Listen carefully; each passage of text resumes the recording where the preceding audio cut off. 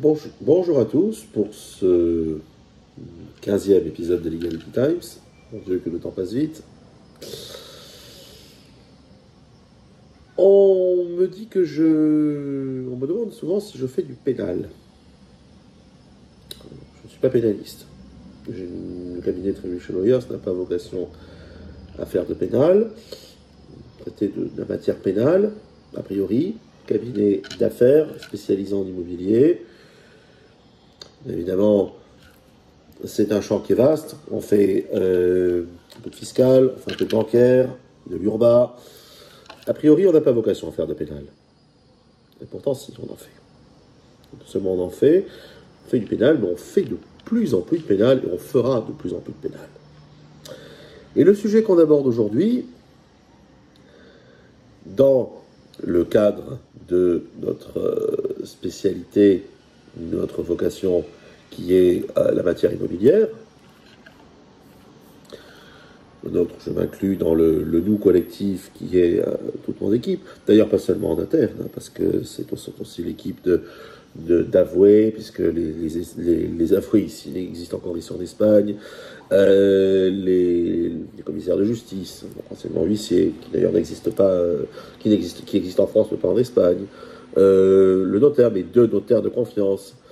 Je cite mon ami maître Bertrand Garcia, cabinet La Courte à Paris.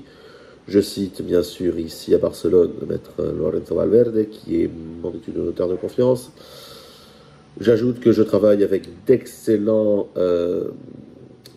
professionnels de la private equity, le groupe VIA, donc l'immense Laurent Penet et son épouse Laurence, basée à Dubaï. Ici à Barcelone, je travaille en étroite collaboration avec l'excellentissime Nicolas Seignol, incontournable figure de la private equity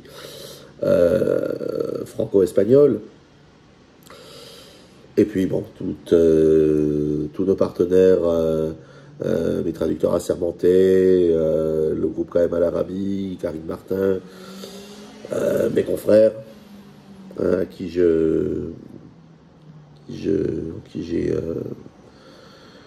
pour ce qui est de nos confrères pénalistes avec lesquels j'ai vocation de plus en plus à travailler.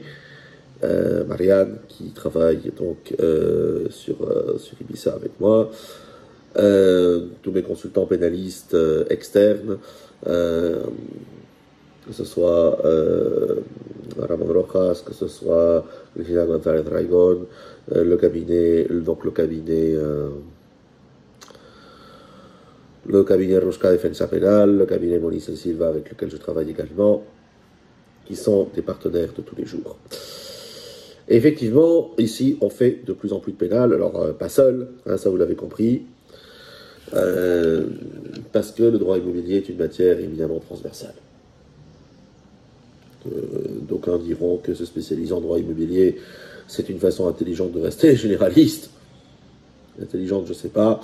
Oui et non. La matière immobilière, se limite à, comme son nom l'indique, à toute transaction, toute opération impliquant un bien immobilier, qu'il s'agisse d'une transaction, qu'il s'agisse d'une gestion, avec des rapports contractuels complexes, avec souvent beaucoup d'argent en jeu. D'ailleurs, fait que l'immobilier soit la cible rêvée du droit fiscal, mais pas que, on va voir, c'est aussi la cible rêvée de bien des escrocs. Malheureusement, en matière, il y a pas mal d'oiseaux exotiques, entre guillemets, qui s'improvisent professionnels de l'immobilier, souvent avec le seul et unique dessein d'arnaquer leurs clients. C'est d'autant plus vrai en Espagne, pour plusieurs raisons. L'Espagne, on a vu que c'était pas un paradis fiscal, mais c'est probablement l'un des systèmes pénaux les plus laxistes en Europe. Pour certaines choses, pour d'autres pas. Mais on peut considérer, oui, que c'est en quelque sorte un paradis pénal, pas un paradis fiscal, ça c'est certain, on l'a vu. L'Espagne est une terre qui se vend extrêmement bien. Le soleil et la mer sont deux arguments souverains. Donc, Malheureusement, il est un peu trop facile de vendre du rêve ici. Et on a affaire, oui, quand on achète, quand on loue plus souvent, parce qu'on a vocation à partir. Et quand on est étranger, on est d'autant plus la cible de ces escrocs, parce qu'on se dit, bon, ce sont des gens qui ne sont pas espagnols, qui ont vocation à ne pas rester, donc ils ne vont pas s'embêter à engager des poursuites, souvent d'ailleurs ils ne connaissent pas la langue. Donc on se dit, ce sont des proies faciles. Au fur et à mesure que on va dire que l'origine ou la provenance de la personne à escroquer se rapproche du cercle polaire arctique. Non, mais plus vous venez d'un pays nordique, plus vous êtes censé être une proie facile. D'un naturel qu'on considérera qu'un espagnol ou autre considérera comme plutôt naïf et sincère. Bon, vous avez tendance à croire ce qu'on vous dit, vous avez tendance à être heureux de là où vous êtes parce que chez vous il fait tout gris, et vous êtes une proie facile à escroquer. Et ça, malheureusement, c'est un dénominateur commun. Ça pourrait être un raccourci facile, voire impensif. Malheureusement, c'est quelque chose qui est très très commun ici. Et au fur et à mesure que vous descendez vers le sud, et dans les îles, bien sûr, Ibiza est un nid, les îles Canaries sont un nid, Gran Canaria surtout, mais au fur et à mesure que vous descendez vers Marbella, c'est aussi le cas entre Benidorm et Alicante, tout ce qui se vend bien, est malheureusement la cible d'escroquerie en tout genre. Alors on va me dire, qu'est-ce qu'une escroquerie? Comme dirait l'autre, on pourrait dire tout est escroquerie et rien n'est moins rare que l'escroquerie. Déjà, bien distinguer deux choses, parce qu'on a souvent tendance à confondre le moralement inacceptable ou le moralement condamnable du pénalement répréhensible et du légalement punissable. Une chose est ce qui légitimement n'est pas acceptable et une autre est un fait principal qui soit punissable de par la loi. Ça, c'est souvent un océan de différence. Attention, escroquerie et arnaque, ce sont deux choses différentes. L'escroquerie, donc l'article 248 du Code pénal espagnol définit l'escroquerie, c'est une action qui est menée dans le dessein de s'approprier indûment une somme d'argent, soit en sachant pertinemment soit que lorsque l'auteur sait pertinemment qu'il n'a pas la capacité de terminer ce qu'il va entreprendre et ce pourquoi il prend une somme d'argent, soit techniquement ou autre, soit parce que il monte un subterfuge qui va gagner la confiance du client pour verser quelque chose, pour verser une somme d'argent, en contrepartie de quoi il n'aura rien, et en contrepartie de quoi l'auteur de l'infraction sait qu'il n'aura rien. Voilà. Donc, en gros, l'escroquerie, c'est voler par la ruse plutôt que par la force. L'arnaque, c'est un concept qui est beaucoup plus vague. Alors, l'escroquerie est une arnaque, c'est sûr, mais l'arnaque n'est pas forcément une escroquerie. Bon. Un prix fortement élevé, fixé de façon fortement incorrecte au-dessus des usages, au-dessus des prix du marché, est une arnaque. Oui, seulement, si vous consentez à payer ce prix-là, en connaissance de cause ou pas, cette arnaque, vous la ratifiez. Alors l'arnaque est un dol, mais je veux dire, profiter de la méconnaissance du marché de certaines catégories de personnes qui vont mettre un pied en Espagne, en terre inconnue, je dis bien Et notre vocation à nous est de vous donner rendez-vous en terrain connu. Et donc ne connaîtra pas le marché, qui va payer une location 5 000 € par mois en ayant l'impression qu'il fait une bonne affaire parce que chez lui à Dubaï, parce que chez lui à Tokyo, parce que chez lui à Manhattan, ça se passe comme ça, et qui a l'impression qu'à Ibiza les prix vont être similaires, on lui explique que oui, que tout a explosé, que ceci, que cela. Bon, bah, c'est une arnaque. Mais malheureusement, quand vous avez un certain nombre de gens qui ratifient cela parce qu'ils veulent à tout prix leur bien, surtout en été, surtout bon, bah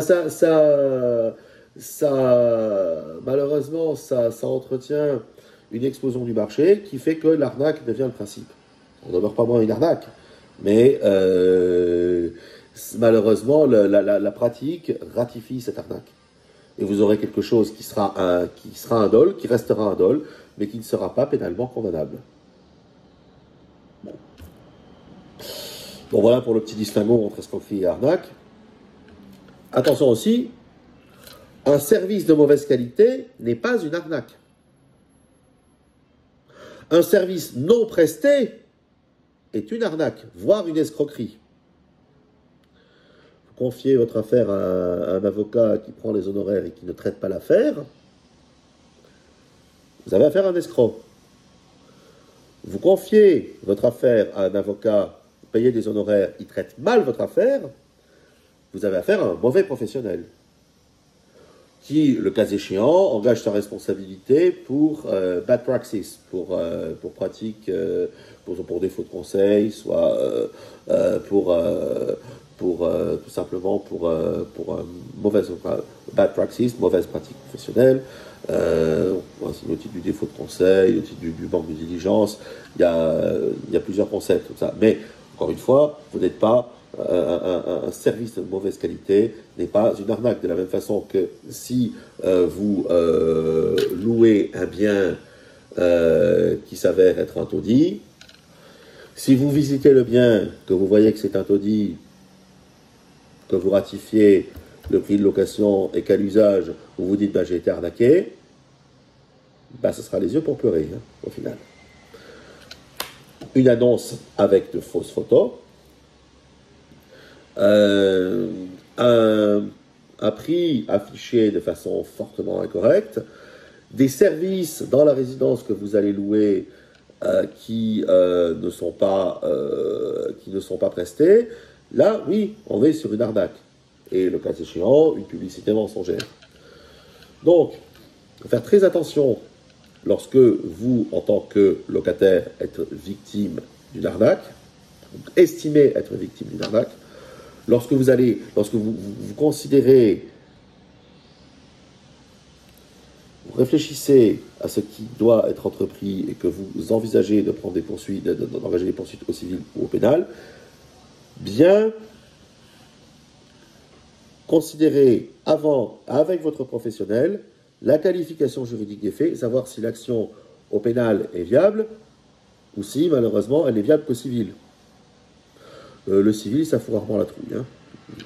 Je dis, la justice, c'est comme un rouleau compresseur, c'est long, c'est lourd, ça fume, ça utilise beaucoup de carburant. Par contre, quand vous l'avez dessus, ça marche. Alors ça, c'est vrai pour le civil. Le pénal, ça fout la trouille d'entrée. Ça fout la trouille d'entrée parce que derrière, vous avez la menace des menottes et de la prison. Hein. Et vous avez la menace de saisie des biens à titre conservatoire pour couvrir votre responsabilité. Là, ce sont les articles 591 et 598 du Code de procédure pénale espagnol. Là, il est procédure criminal pour, à partir du moment où vous êtes mis en examen, pour couvrir votre responsabilité. Donc, évidemment, si on peut recouper le terrain du pénal, c'est mieux. Ça ne marche pas à tous les coups. Bon. Il faut savoir qu'ici, en Espagne, le parquet intervient très très peu. Et qu'il y a un distinguo, le droit pénal est une branche du droit public. En France, c'est considéré comme du droit mixte. Longtemps, c'était du droit privé, maintenant c'est du droit mixte. En Espagne, c'est du droit public, ça a toujours été du droit public. Et on distingue bien les delitos públicos, c'est-à-dire les délits qui portent atteinte à l'ordre public, des delitos privados, c'est-à-dire des délits qui portent atteinte aux intérêts et aux seuls intérêts d'une personne. Donc, vous avez deux actions différentes au stade du dépôt de plainte. Vous avez la dénoncia, que vous présentez au juge de garde ou que vous présentez au commissariat de police. Donc, vous allez, dans le cas d'une arnaque à la location, s'il y a une atteinte à la sécurité publique, ou s'il y a une atteinte à la salubrité, ou s'il y a quelque chose de flagrant, vous allez pouvoir mettre une dénoncia. Mais dans la plupart des cas, ça sera une querella criminale, c'est-à-dire une plainte privée, entre guillemets, que vous présentez via un avocat et avec un avoué, et que vous présentez au juge de garde via un écrit, pas spontanément, et qui est traité dans des délais sensiblement plus longs que la dénoncia. Et le parquet, sauf cas exceptionnel, n'intervient pas. Sauf si un élément d'ordre public est mis en lumière pendant l'instruction, n'intervient pas. Donc, encore une fois, le terme escroquerie, c'est extrêmement vaste. Il y a deux choses à distinguer. Et ça, c'est très important parce qu'on me demande souvent d'intervenir au pénal pour des cautions non rendues, c'est-à-dire votre propriétaire qui, sous de fallacieux prétextes, s'arroge la caution que vous lui avez déposée en début de mois, en début de contrat, pardon. Alors attention, parce qu'il y a deux choses différentes. L'escroquerie et l'appropriation indue, appropriation indebida, c'est l'article 253 du code pénal espagnol, article 253, comme je dis bien. Et là, c'est le simple fait de vous approprier une somme d'argent sans motif et ou d'avoir inspiré confiance à une personne pour qu'elle vous verse une somme d'argent avec la promesse de la lui restituer que vous ne l'avez pas fait. Alors, appropriation indue, malheureusement, c'est que c'est un grand fourre-tout et on essaie de faire passer tout ce qui est civil, des prêts non remboursés, des cautions non rendues, ceci, cela, en délit d'appropriation indue, et ça a plutôt le don d'agacer les juges. En Catalogne, on a donné un surnom à cette pratique, la querella catalana. Ça en dit long sur le... voilà, la plainte à la catalane, c'est-à-dire de faire passer au pénal ce qui n'est que du civil. Et malheureusement, il y a un filtre qui est très puissant, et on préfère faire passer au civil des dossiers où il y a un élément délictuel, où il y avait bien une intention criminelle de la part de l'auteur, mais les faire passer au civil parce que les tribunaux sont déjà surengorgés comme ça, plutôt que de renvoyer en correctionnel et de mettre en examen un dossier qui pourtant le mériterait. Donc, encore une fois, ne pas insister s'il n'y a pas d'éléments dolosifs qui prouve l'intention criminelle de votre arnaqueur ou de votre escroc ou de votre propriétaire qui vous renvoie sa caution. Première chose à faire, c'est négocier. Ça, c'est clair. Bon. Vous allez négocier, vous allez expliquer à votre propriétaire les risques auxquels il s'expose. Voilà, s'il persiste, là, évidemment, vous allez déposer plainte. Mais vous allez déposer plainte, vous allez mener une action civile, vous allez déposer plainte si seulement le jeu en vaut la chandelle. Et là, ici, on le fera au cabinet avec un pénaliste qui interviendra en aval et qui, en amont, qui interviendra en amont, je dis bien, et qui mènera cette plainte comme il faut. Encore une fois, le bon pénaliste, côté défense, c'est pas celui qui va vous faire une superbe plaidoirie au procès et qui va obtenir votre acquittement. Le bon pénaliste, c'est celui qui va obtenir un non-lieu. Et qui va obtenir un classement sans suite ou ultérieurement en non-lieu. C'est-à-dire celui qui va éviter le procès. Donc de l'autre côté, le travail de l'avocat, c'est de faire prospérer la plainte de façon à ce que les arcanes de la procédure, de façon à ce que les arcanes du classement sans suite, encore une fois, le juge d'instruction ici, attention, en Espagne, toute plainte passe devant un juge d'instruction. En France, il faut que le délit soit très grave. Ici, absolument tout, et même les faits contraventionnels, passent et d'ailleurs sont jugés par un juge d'instruction. Donc, le juge d'instruction, il en a comme ça de travail, et s'il peut jeter le bébé avec l'eau du bain, il le fait. Donc, notre travail d'avocat, ça va être non seulement de monter un dossier avec des preuves qui vont asseoir la tangibilité de notre dommage, de préjudice, mais surtout de démontrer l'intention criminelle dans l'iter criminis, l'intention criminelle de celui contre qui on va. Sinon, c'est même pas la peine d'entrer en matière. Vous allez avoir une audition, vous allez, bon, ça sera même pas la peine d'entrer en matière. D'avoir une audition, vous allez être entendu en tant que victime, l'autre va être entendu en tant que visé par une plainte, visé par une enquête, et puis le lendemain, ça sera archivé, et ça va s'arrêter là. Non, bien évidemment, le but, c'est d'arriver à renvoyer cette personne en correctionnel. Après, quand elle est renvoyée en correctionnel, sachez que les probabilités que le tribunal entre en voie de condamnation sont très hautes, 90%. Si la personne doit être relaxée, un cas sur 3, c'est parce que les faits ne sont pas avérés, donc la matérialité des faits n'est pas avérée, c'est au bénéfice du doute. Et les 2 autres tiers de cas, c'est lorsque vous avez des faits qui sont avérés, qui ne sont pas contestés, mais c'est leur qualification juridique en tant que délit qui n'est pas certaine, qui n'est pas consommée. Bon, le tribunal relaxe, libre absolution, on dit sur l'Espagne. Donc, mener un dossier au pénal quand vous êtes victime d'une arnaque, oui, mais à toute force non plus. Encore une fois, les masques, les MASC qui ont été introduites en matière civile et commerciale viennent également, donc le décret d'application de la loi du 2 janvier 2015 qui a fait entrer en vigueur cette loi au 3 avril dernier a élargi ces MASC, ces mesures alternatives aux solutions de conflit à la matière pénale.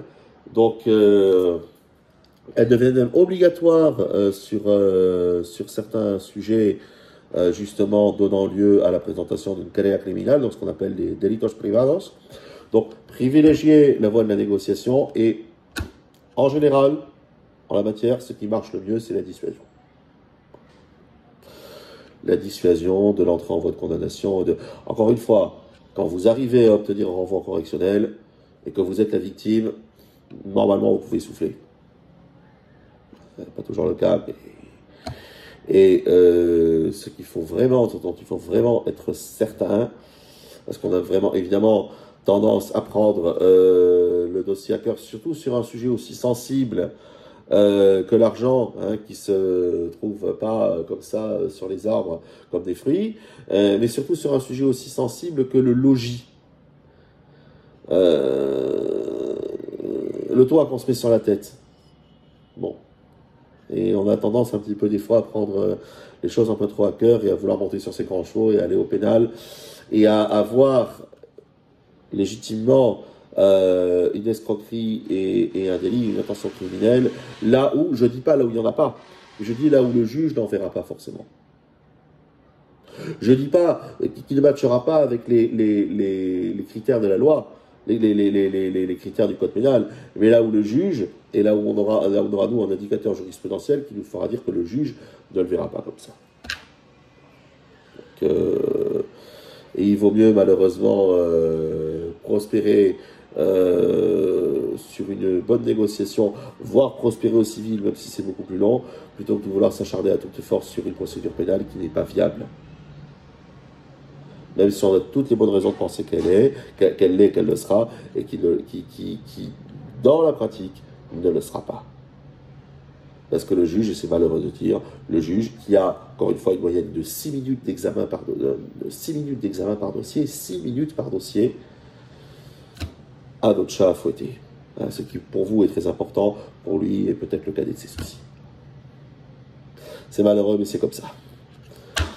Je vous dis à bientôt, j'ai sans doute été un peu long, cette fois-ci. Je vous dis à bientôt pour un nouvel épisode, dimanche prochain. Portez-vous tous bien, au revoir.